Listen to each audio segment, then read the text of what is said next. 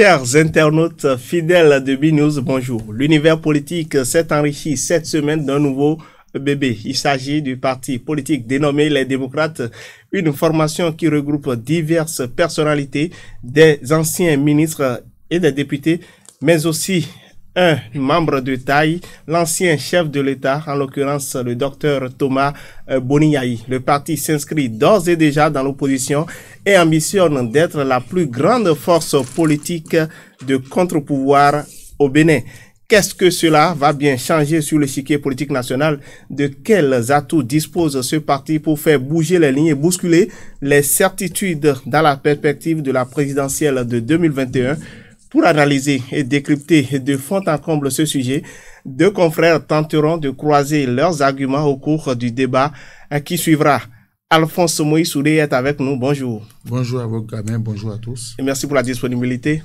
C'est moi. Et face à vous, j'ai Alfred Dekenou. Bonjour, cher confrère. Bonjour, Gabin Goubiyi. Bonjour, mesdames et messieurs les internautes de BNews TV. Alors, c'est votre première sur ce plateau. Merci d'avoir répondu à notre invitation. C'est un plaisir partagé. Et je rappelle que vous êtes journaliste, analyste politique. En deuxième sujet, nous ébaucherons un bilan de ces 60 dernières années. Nous ferons donc un état à des lieux depuis la cession de notre État à la souveraineté internationale. L'actualité, vous la connaissez certainement, c'est la célébration des noces de diamant de notre cher pays et le Bénin. Chers internautes, vous êtes sur Carré Politique. Bonjour, bienvenue. Sans transition, voici les notes de la semaine.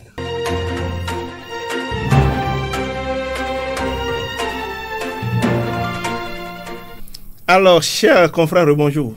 Bonjour. Je vous explique très rapidement le principe de l'émission, surtout à notre nouvelle invité, à notre confrère qui nous a rejoint pour la première fois sur ce plateau. Il s'agira donc d'attribuer des notes à l'actualité en débat et la note est portée sur 10. Les notes varient donc de 1 à 10 et dans la deuxième partie de l'émission, vous répondrez dans le débat qui va à suivre. On peut y aller? Alors, sans plus tarder, Alphonse Moïse Soudé, j'attends vos notes sur cette création du parti Les Démocrates. La formation politique se réclame déjà de l'opposition. Vous avez donné 6. Alfred Dekenou, quelle est votre note, cher confrère? Alors, je vous attends pour la note 5. 5 pour la création de cette formation politique qui a déposé ce dossier au ministère de l'Intérieur mercredi passé. Alors, dès la création du parti, on a fait des débats déjà sur cette émission. On a suppité sur la création de cette formation politique, Alphonse Moïse Soudé. Aujourd'hui, les choses ont beaucoup évolué. Déjà, sur la question du récépissé, le parti semble avoir une certaine sérénité. Est-ce que c'est votre avis? Est-ce que selon vous, les choses vont passer comme il est à la poste? Non, ce n'est pas évident, mais je salue quand même ce courage-là, parce que je l'avais déjà dit plusieurs fois. Je salue le courage de ces acteurs politiques qui se sont enfin décidés à parler le même langage, parce que nous dénoncions un certain problème de leadership au niveau de cette opposition. Maintenant, les choses sont allées très vite, les dossiers sont déposés. Nous attendons que le ministère de l'Intérieur se prononce parce que, à écouter les responsables de ce parti, tout a été fait, tout a été étudié au millimètre près, aucune erreur n'a été laissée. Donc, ça, c'est leur version des faits. Les documents ont été déposés au ministère de l'Intérieur. On attend que le ministère de l'Intérieur se prononce. Mais moi, je salue déjà. C'est une avancée au niveau de la démocratie béninoise. Voilà que des gens ont pris leurs responsabilités.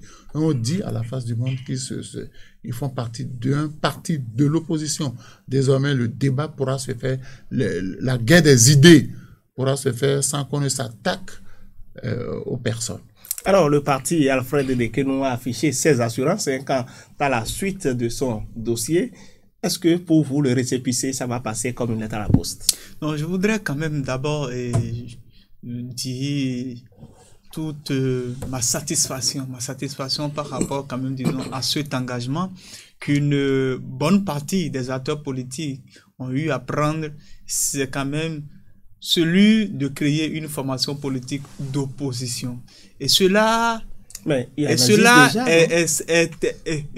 est tellement satisfaisant dans la mesure où cela conforte le gouvernement dans sa position quand même qui est celle de ne pas se reconnaître dans les a priori, dans les critiques qui lui sont lancées et qui faisaient croire à ce qu'il y a quand même, disons, une mainmise sur la classe politique et une mainmise quand même, disons, sur ce qu'on appelle la création des formations politiques en République du Bénin.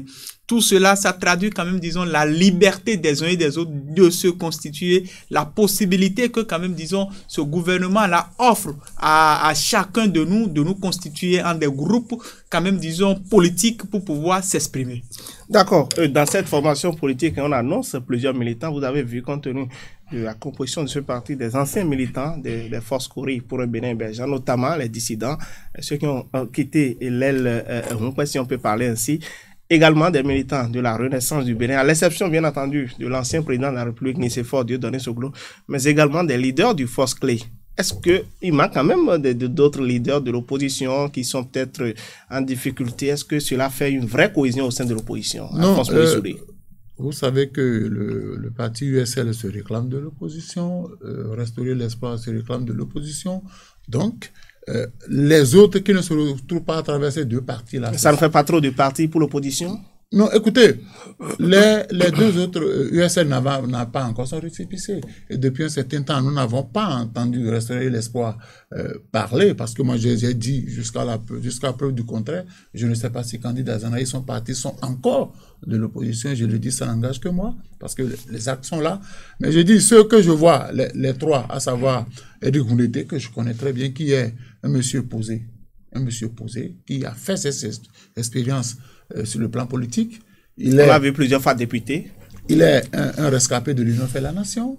Oui. Vous avez le PVP, le premier vice-président qui est Nouréni Achadé, qui est rescapé des FCBE. Et vous avez Basile Arossi qui n'est pas... quand même qui, en matière de politique, est un féru de la politique, qui est un rescapé de l'USL, qui vous souvient qu'il a démissionné de l'USL, compte tenu d'un certain nombre de... Donc je dis, je n'ai pas peur. C'est une somme d'expérience. Je n'ai pas peur de ceux qui font partie de ce parti-là, parce qu'ils ont de l'expérience. Sur le terrain politique, ils ont montré de quoi ils étaient capables.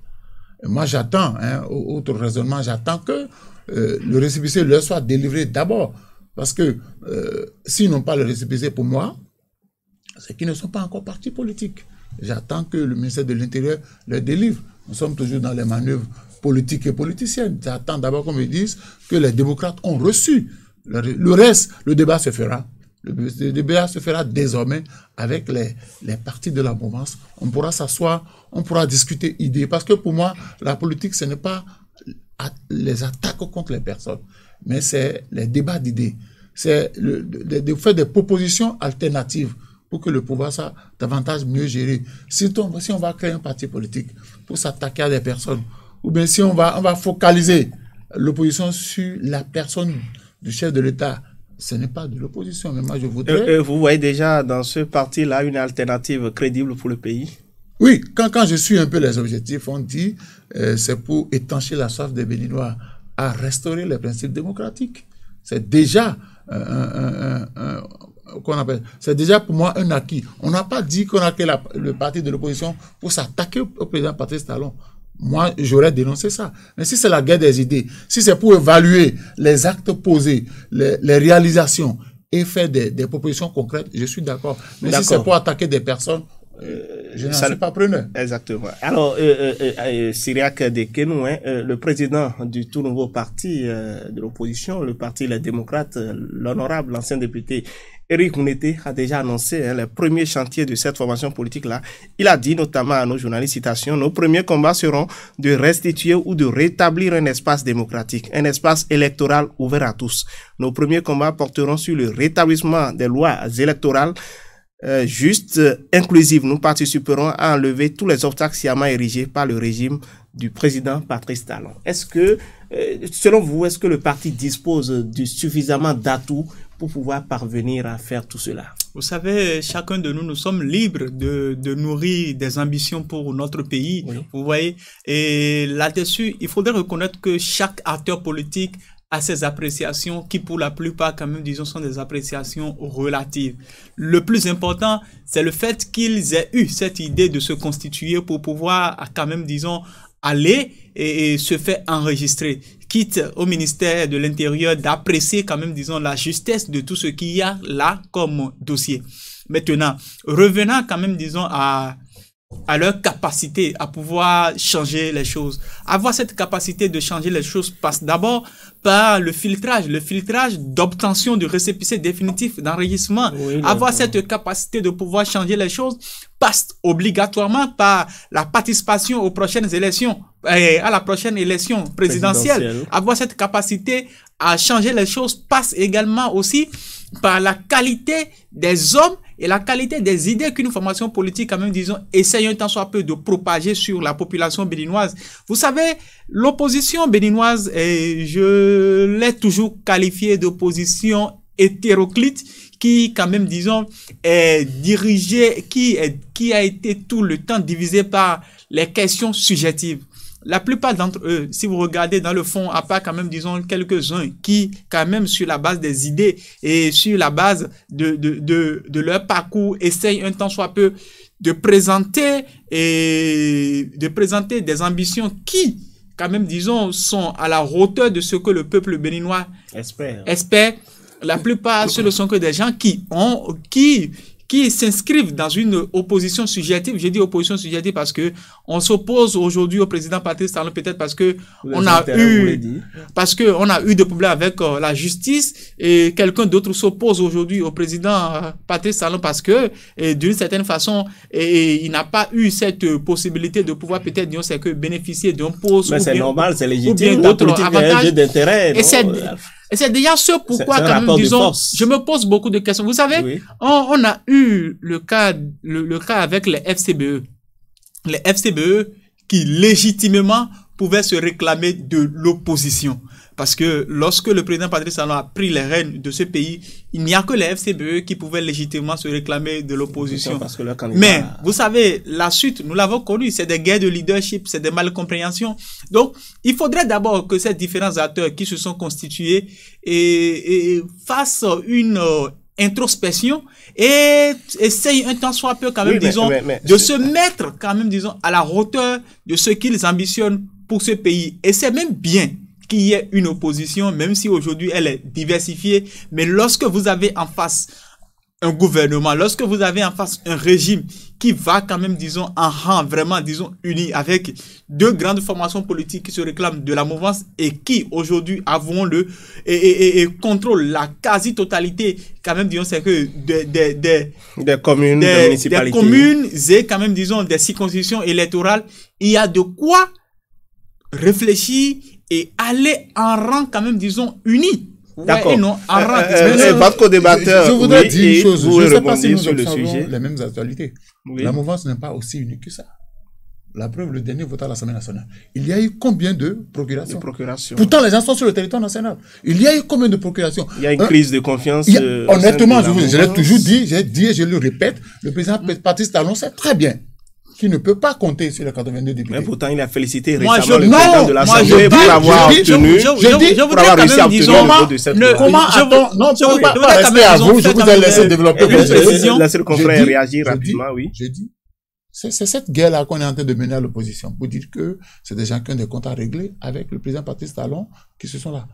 Je dis et je le répète, dans la mouvance, vous pensez que tous ceux qui sont allés dans la mouvance, à commencer par votre ministre, tous ceux qui sont allés dans la mouvance ne sont pas allés par conviction. Je sais de quoi je parle. Ils ne sont pas allés par conviction. Les gens se sont retrouvés dans la mouvance. C'est légitime, non? La politique, c'est un jeu d'intérêt. Des procès d'intention très graves vis-à-vis des gens, ceux qui quand même ne devraient pas être... moi j'ai un avantage. D'un professionnel des médias. D'un professionnel des médias. Oui. Lequel? J'ai des amis là-bas avec qui je discute. Certains se sont vus contraints, je le dis, certains se sont vus contraints de se retrouver dans la mouvance pour non seulement garantir leurs affaires, pour garantir un certain nombre d'intérêts. Ils ne sont pas allés forcément là-bas parce qu'ils adhèrent au programme d'activité du président de la République. C'est légitime, non, Alphonse Moïse Souré? La politique, c'est un jeu d'intérêt. Je ne suis pas contre, mais qu'on ne me dise pas que de l'autre côté aussi, que là-bas, c'est tout est rose. Si tout était rose, on n'allait pas avoir tant de procurations pour... Voilà. Syriac Nekeno vous semblez douter de la cohésion au sein de la nouvelle formation politique qui est créée. C'est vrai que l'opposition est divisée tout le temps, mais aujourd'hui, est-ce qu'on ne peut pas dire qu'ils se sont réunis parce qu'ils ont eu le temps de savoir que ce qui les unit est plus fort que ce qui les divise? J'aimerais quand même, disons, essayer un tant soit peu de faire certaines précisions qui sont très très importantes pour pouvoir quand même, disons, éviter les amalgames.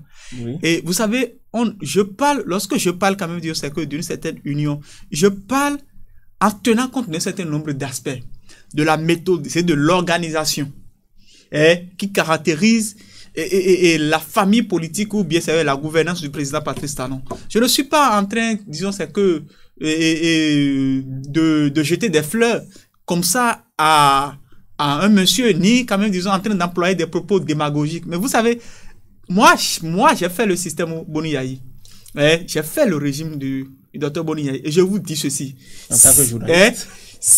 Non, en fait, c'est vrai. J'étais nommé et j'occupais quand même, disons, un poste de responsabilité dans l'administration béninoise. D'accord. Si le pragmatisme, l'organisation et la rigueur dont le président Patrice Talon essaie un tant soit peu de faire preuve aujourd'hui, que ce soit à la tête du pays, même au sein de cette formation, au sein quand même, disons, des formations politiques qui le soutiennent, le président Boni Yayi en avait fait preuve. J'avoue que les FCB n'auraient pas perdu le pouvoir. Donc là, c'est pour dire quoi? Quand vous perdez le pouvoir, vous avez moins de marge de manœuvre, non, écoutez, au fait, c'est pour dire quoi? Aujourd'hui, le président Patrice Talon a su quand même, disons, fédérer les uns et les autres qui se réclament de la mouvance. Quelle que soit leur intention, même si quand même, disons, même si quand même, ceux-là, quand même, ne sont pas allés à la mouvance par conviction ou pas, moi, je ne suis pas psychologue pour pouvoir évaluer cela. D'une certaine façon, il a su quand même, disons, les fédérer et les organiser de telle sorte que... Mais n'empêche que c'est un jeu d'intérêt. Si vous réclamez quand même de cette mouvance, vous avez quand même cette obligation de suivre une ligne directrice. L'autre aspect de la chose qu'il convient de souligner et qui doit quand même, disons, appeler les uns et les autres à comprendre combien de fois nous sommes dans un système qui est beaucoup plus organisé par rapport au système de l'opposition. C'est le vote la dernière fois de ce règlement intérieur qui oblige les députés à être quand même, disons, au sein des groupes parlementaires par parti politique. Alors que par le passé, vous allez voir des députés qui vont bouder et qui sont libres quand même, disons, d'aller s'associer à des députés d'autres formations politiques qui ne partagent pas forcément la même idéologie que leur formation politique d'origine. C'est pour dire quoi? L'opposition, elle s'est constituée aujourd'hui. Et j'ose croire que cette opposition-là pourra véritablement quand même, disons, proposer quelque chose de meilleur. Puisque pour le bon fonctionnement d'une république, il est important qu'il y ait également aussi une opposition. Vous avez aujourd'hui les démocrates, vous avez les FCBE, on a eu hier les Restaurer l'Espoir, on a aussi quand même, disons, plusieurs autres formations politiques et MPL qui se réclament de l'opposition, toute une diversité, ce qui empêche que l'opposition puisse avoir quand même, disons, des interlocuteurs crédibles avec qui le régime peut un temps soit peu converser pour pouvoir trouver des terrains d'entente. Après l'Union progressiste, le Branche républicain, il y a PRD, l'UDBN, d'autres partis qui soutiennent les actions du chef de l'État. Dans tous les cas, on verra bientôt que tout cela va donner dans les jours à suivre. Aujourd'hui, voilà, un parti qui ambitionne d'être la plus grande force politique de l'opposition au Bénin. Est-ce que vous ne craignez pas une guerre de leadership pour ce qui est du leader de l'opposition désormais? Non, vous savez, les tests sont clairs.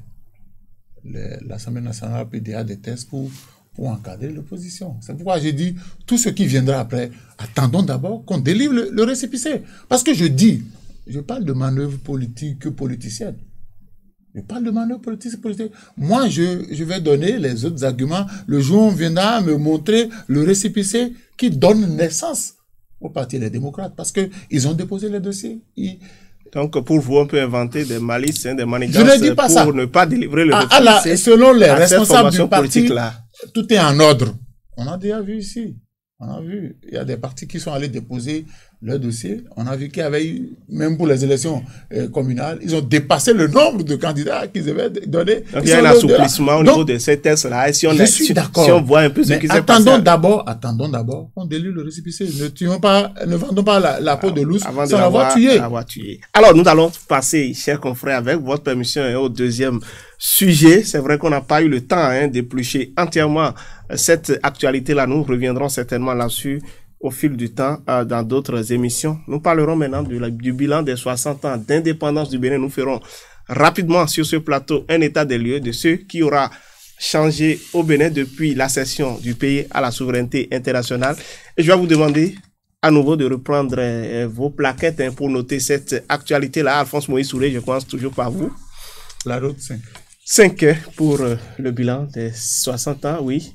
6 pour Cyriaque Dekenou. Je vais justement commencer par vous. Quand vous voyez le Bénin qui a traversé diverses étapes de 1960 à 1972 avec cette période d'instabilité politique marquée par des coups d'État successifs, de 72 à 90, le marxisme-léninisme avec l'arrivée à la tête du pays du président Mathieu Kérékou, et depuis 90, l'ère du renouveau démocratique. Si vous devez ébaucher un bilan de ces 3 différentes périodes que le Bénin a traversées, qu'est-ce que vous allez dire, Cyriaque Dekenou? Non, je dirais quand même, disons que nous avons un Bénin qui, presque pendant un siècle, pendant un demi-siècle, a été une nation malade sous oxygène, et malade de sa classe politique, de ses différents acteurs qui, pour la plupart, n'ont pas su transcender leur intérêt personnel pour pouvoir essayer un tant soit peu de construire une nation prospère à la jeune génération. La souffrance que nous endurons aujourd'hui n'est que le corollaire, quand même, disons, de tout ce que nous avons eu comme résultat après les 60 ans d'indépendance.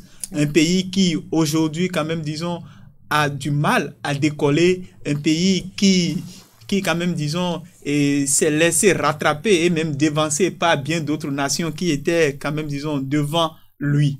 Heureusement que depuis ces 4 dernières années, nous avons compris qu'il faudra beaucoup plus laisser les intérêts personnels de côté pour pouvoir mettre la main forte pour diriger ce pays et réformer l'administration béninoise qui quand même a cessé depuis un certain nombre d'années de produire les résultats que nos concitoyens attendaient. D'accord, produire les résultats que nos concitoyens attendaient. Et Alphonse Moïse Souré, est-ce que selon vous, des choses ont changé fondamentalement au Bénin? Non, si je mets de côté des présidents de la République qui ont fait un jour au pouvoir, certains qui ont fait un mois, le Bénin a connu théoriquement 8 présidents. Et je ne dirais pas qu'ils n'ont pas travaillé. Chacun, au cours de son mandat, a fait ce qu'il devrait faire, a fait ce qu'il pouvait faire pour que le pays avance. Et je dirais que le Bénin est quand même au niveau de l'Afrique, a joué quand même sa partition au niveau du Conseil des Nations. Mais le problème d'une nation, le développement d'une nation, passe par les mentalités. Il y a un problème de mentalité. Il y a un problème de mentalité. Le Bénin, c'est vrai qu'actuellement, le Bénin est en chantier, beaucoup de choses se font. Je ne dirais pas que rien ne se fait, beaucoup de choses se font. Mais l'homme béninois, il faut le réformer. Parce que c'est quoi? Le Béninois continue de faire la promotion de l'hypocrisie. Le Béninois continue de faire la promotion du chantage et des menaces. Tout petit intellectuel à qui vous donnez une responsabilité dans ce Bénin-là, parce qu'il est déjà un demi-dieu, où il peut écraser tout le monde. Le Béninois continue de gaspiller par endroits les ressources du pays. Parce que quand vous avez beau avoir toutes les politiques de développement les plus élaborées, si vous n'avez pas des hommes capables de vous aider à mettre en chantier vos politiques, ça n'ira pas. Parce qu'en 60 ans, moi je dis, il faut qu'on travaille désormais. J'ai suivi le professeur Léon Bani Bigou, oui, sur une chaîne qui a parlé de la sociologie. On ne peut pas diriger un pays comme le Bénin sans maîtriser les réalités sociologiques. Nous continuons, après 60 ans de dépendance, de tenir des propos régionalistes. Nous continuons, pas après 60 ans, de continuer par parler d'ethnisation. Même si le président Patrice Talon a les meilleures politiques, veut développer le Bénin, si on ne réforme pas l'homme béninois, ça n'ira pas. Parce que moi, j'ai un peu observé. Le travail se fait. Mais par endroits, ça piétine. Parce que ceux à qui on a confié la responsabilité de faire le travail n'ont pas un niveau de conscience suffisamment élevé. La corruption, c'est vrai qu'on est en train de limer les ongles à la corruption. Mais la corruption, est limitée dans un cercle suffisamment réduit. Et tant qu'on ne va pas travailler sur l'homme, le président peut être parti, on va faire le travail qu'il va faire. Mais il y aura toujours des Béninois par endroit ou détruire ce qui se fait. Donc je dis, en 60 ans d'indépendance, le Bénin du point de vue économique a évolué, mais du point de vue de l'homme béninois, l'être humain béninois, on n'a pas suffisamment évolué.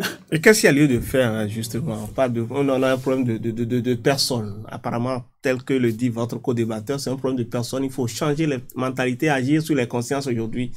Est-ce que il y a quelque chose, des solutions envisagées, n'est-ce pas, pour que les choses changent autrement? Non, bon, vous savez, je suis très heureux parce que ces explications rejoignent ce que j'ai eu à dire précédemment, c'est-à-dire que le Bénin est malade, quand même, disons, de sa classe politique, est malade de son administration qui ne produit pas forcément les résultats que l'on attendait, quand même, disons, d'elle.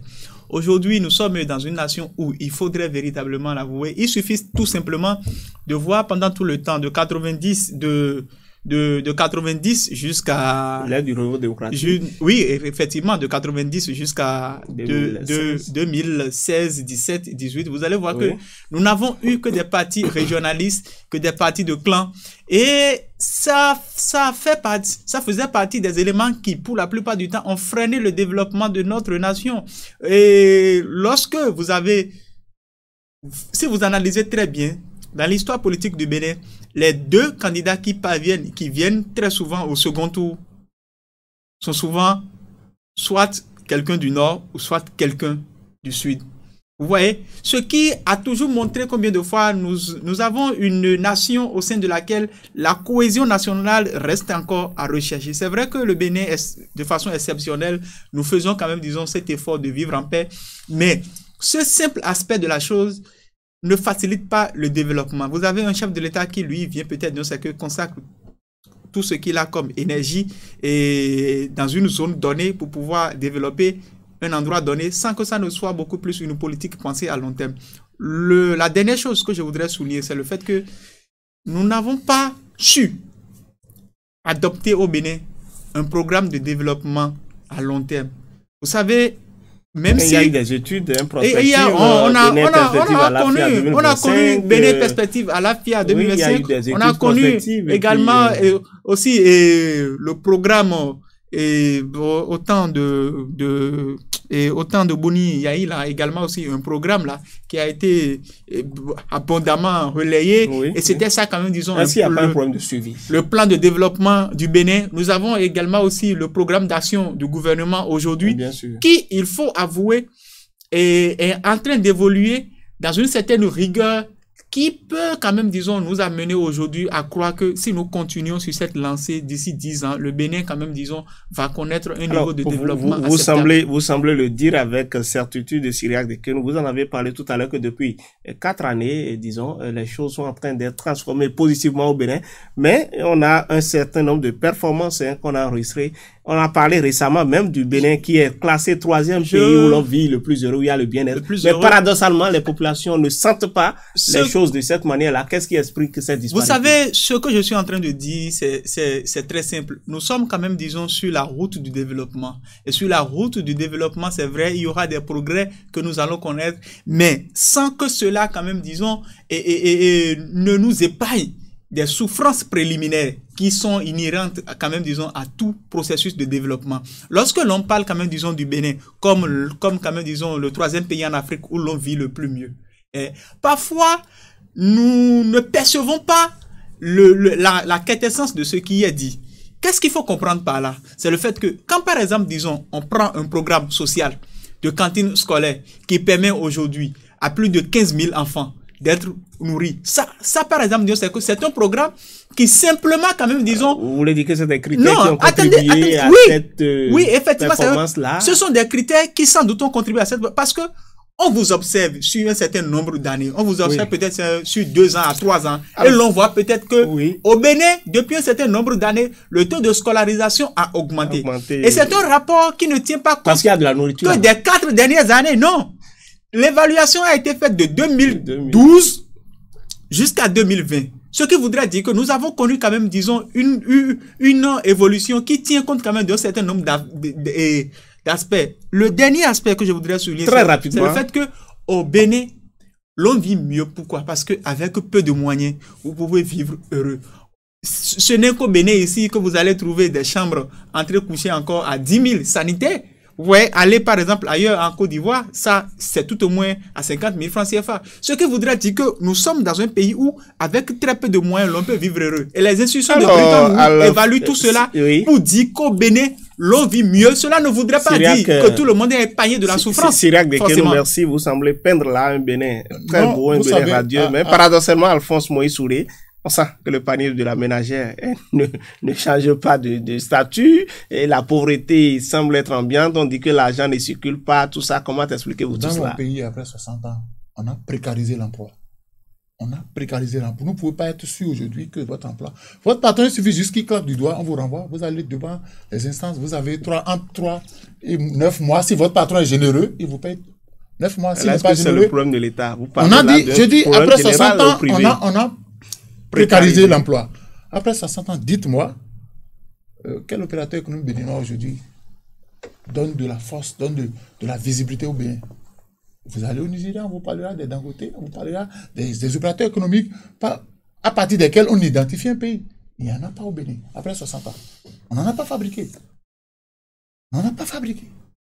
On en a fait tellement encore détruit, le peu qu'il y a là. Après 60 ans d'indépendance, nous avons un système sanitaire défectueux. Après 60 ans d'indépendance, nos écoliers, nos élèves sont incapables de s'exprimer en français alors que nous étions le quartier latin de l'Afrique. Les différents programmes. Vous semblez peindre un tableau sombre là. Non, vous savez, c'est que j'ai dit des choses ont bougé. Et pourtant, on a une économie aujourd'hui qui est une économie prospère et qui a de l'avenir. Oui, vous savez, moi, je dis une chose. Les institutions, même si on ne sent pas les résultats immédiatement, est-ce que les institutions internationales ont leur prise d'analyse et d'appréciation? Moi, je ne suis pas béninois de Cotonou. Moi, je ne suis pas béninois de Cotonou. Moi, je ne suis pas béninois de Cotonou. Le Bénin ne s'arrête pas. Et je l'ai toujours dit dans les grandes villes. Le Bénin ne s'arrête pas à Cotonou, le Bénin ne s'arrête pas à Porto Novo, le Bénin ne s'arrête pas à... Mais aujourd'hui, toutes les localités sont presque impactées par les actions. Non, on dit, qu'est-ce qu'on appelle mieux vivre? Qu'est-ce qu'on appelle mieux vivre? On a parlé moi, écoutez, je ne suis pas resté seulement au Bénin, nous avons quitté le Bénin, mais quand on dit mieux vivre, vous savez très bien, quand on dit mieux vivre, c'est que vous et votre famille, vous êtes à l'abri du minimum. Vous avez le minimum pour vivre. Si nous allons faire le tour du Bénin, combien de Béninois? Soyons sérieux. Moi, je ne me fie jamais aux appréciations des institutions internationales. Parce que leur grille d'analyse n'est pas forcément... D'accord. Lorsqu'on dit le mieux vivre, quand même, c'est la possibilité pour vous d'aller et de revenir sans qu'il n'y ait quand même, disons, des coûts des atteintes à votre sécurité. Lorsqu'on parle du mieux vivre, c'est la possibilité pour vous d'inscrire votre enfant, quand même, disons, dans un établissement public et être sûr de ce qu'il n'y aura pas grève jusqu'à la fin de l'année. C'est ça le mieux vivre. Lorsqu'on parle quand même, c'est que du mieux vivre, c'est la possibilité pour vous peut-être de quitter votre quartier et de passer peut-être sur une voie goudronnée pour aller quelque part. C'est la possibilité également pour vous d'avoir l'électricité en permanence. Et c'est la possibilité de travailler. Là où nous sommes également aujourd'hui, si vous allez, si vous sortez de ce studio, chers amis, ne rapportez pas les indicateurs de la Banque mondiale qui apprécient notre économie nationale à notre modeste. Chers invités, dans les coins de Cotonou, allez dans les coins d'Accra. Parce que chers invités, vous semblez ne pas avoir la même grille de lecture par rapport à cette actualité-là. Afin de que nous, autrement dans un palais que dans une chaumière. C'est pas les mêmes choses. Syriac Dekeno, Alphonse Moïse Soulé, merci. Vous semblez ne pas avoir les mêmes grilles de lecture par rapport à cette actualité. Et c'est justement l'un des objectifs de cette émission. Il s'agit de croiser les arguments, de confronter les idées pour que nos téléspectateurs, nos internautes en retirent quelque chose de positif. Et si vous avez aimé, n'oubliez pas d'aller sur notre page YouTube, cliquez sur la touche pour vous abonner à nos émissions, cliquez sur la clochette de notification pour recevoir l'intégralité de nos émissions. Merci de nous avoir suivis. Je recevais pour ce 28e numéro de décryptage sur Carré Politique Alphonse Moïse Soudé. Merci d'avoir répondu à notre invitation. Face à vous, il y avait Cyriaque Dekenou, les journalistes, analystes politiques. D'ici à là, portez-vous bien. En attendant, passez une très bonne fête de la Tabaski et une excellente fête de l'indépendance. Au revoir.